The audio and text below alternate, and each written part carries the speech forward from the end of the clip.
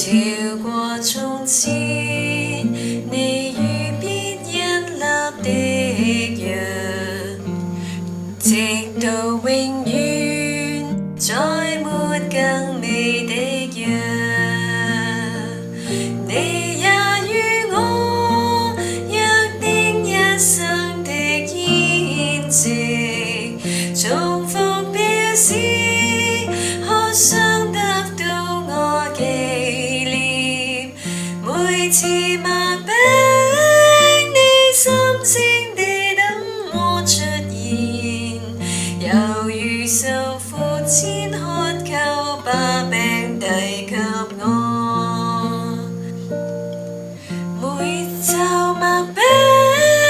如滿肚羞恥的模擬，都有你最大諗在個人情捱緊。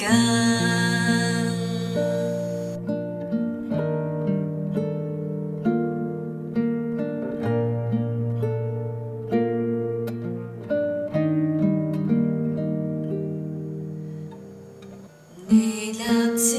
約，發自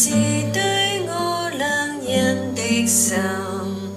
最想向我作出承諾保證，更固執是你已定情我身上，你竟喜歡被這愛約束，你已看到父要賜給你的人，看見辛苦與你共享這筵席，在受父親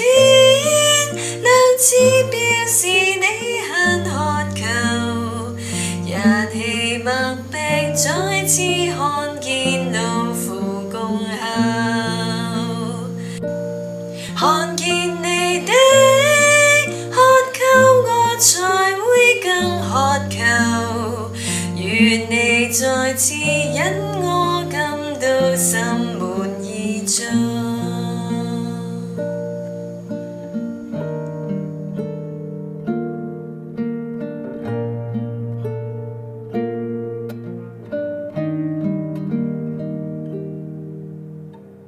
真太寶貴，我再無罪可被紀念。在這筵席，不要看記表演，主已願約，否定新約作聖的，主已餅杯，